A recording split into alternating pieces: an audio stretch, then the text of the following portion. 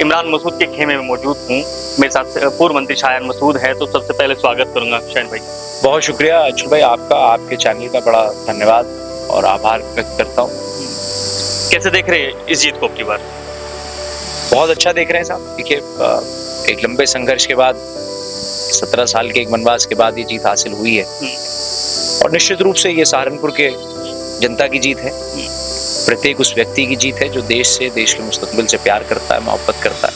बहुत अच्छे से देख रहा हूँ साहब। अच्छा, आपके जब जीत हुई तो दोनों ओर, कैराना में और सहारनपुर में एक तरह से ये देखा गया कि समर्थकों में एक हुड़दंग था, एक प्यार था, समर्थन कह सकते हैं, कुछ भी कह सकते हैं इस चीज को। मगर जब वो वहां से निकले तो ऐसी भीड़ थी कि हुड़दंग मच गया और फिर उसके बाद प्रशासन ने कार्रवाई कर दी। देखिए अंशुल भाई, सबसे पहले तो हमें और आपको ये तय करना पड़ेगा कि हुड़दंग की कैटेगरी में क्या क्या चीजें आती हैं।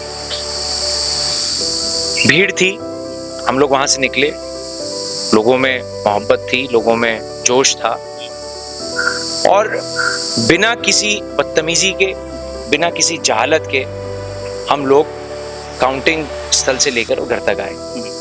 कहीं वैंडलिज्म हुआ हो, किसी सरकारी प्रॉपर्टी की तोड़फोड़ हुई हो, किसी आम व्यक्ति को परेशान किया गया हो, किसी के साथ बदतमीजी हुई, गाली गलौज हुई हो, तो मेरी एक बात समझ में आती है, कौन सी ऐसी पॉलिटिकल प्रोग्राम है जिसके अंदर भीड़ नहीं होती और उस भीड़ में जोश नहीं होता? मुझे बता दीजिए कि आप चुनाव के अंदर भारतीय जनता पार्टी के लोगों ने रोड शो करे, प्रोग्राम्स करे, उसमें भीड़ नहीं थी, लोगों में जोश नहीं था। इस देश के अंदर 543 सीटें हैं लोकसभा की। क्या आपको लगता है सिर्फ सहारनपुर और कैराना में ही जीत कर निकल कर आने वाले लोगों का जश्न मना होगा? ये शिनाख्त कर साइकोलॉजिकल प्रेशर बनाने की टैक्टिक्स हैं भारतीय जनता पार्टी की, और कुछ नहीं। और देखिए, ऊपर वाले के घर में देर है, अंधेर नहीं। ये 2019 का चुनाव शुरुआत है भारतीय जनता पार्टी के ज़वाल की, इनकी नफरतों की राजनीति की ज़वाल की। ये जो प्रोपेगेंडा की, टॉर्चर की, साइकोलॉजिकल प्रेशर की राजनीति है, इसके ज़वाल की शुरुआत है। आप आने वाले वक्त में देखिएगा कि जो इस तरह की चीजें कर रहे हैं, ये प्रत्येक व्यक्ति की समझ में आ रही है। तो अफसोस की बात है साहब, निंदनीय है। और एमपी साहब ने भी कहा इस बात को कि वो जीते तो जश्न, हम जीते तो हुड़दंग। ये नहीं हो सकता।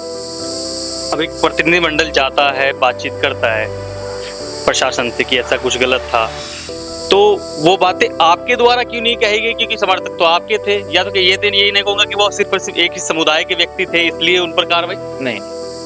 देखिए, ये भी हो सकता कि समुदाय एक व्यक्ति, दो सवाल पूछ लिया आपने एक ही सवाल में।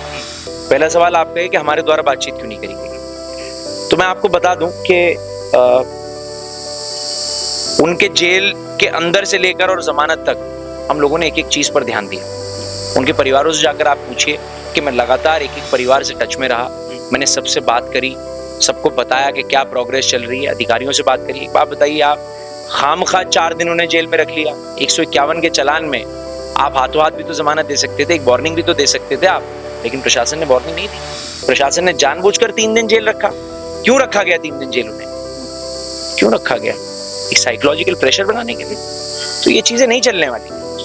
और मैं उन लोगों के टच में था। ये तो जो प्रतिनिधि मंडल गया, अच्छी बात है, जगह जाना चाहिए, समाज के प्रत्येक व्यक्ति को फिक्रमंद होना चाहिए, और मैं बधाई देता हूं उन लोगों को, वरना तो अक्सर हम ही लड़ रहे होते हैं अकेले, हमारे अलावा कोई लड़ता ही नहीं। मैं पूरे प्रतिनिधि मंडल को बधाई देता हूँ, कम से कम उन्होंने इस बात की फिक्र करी।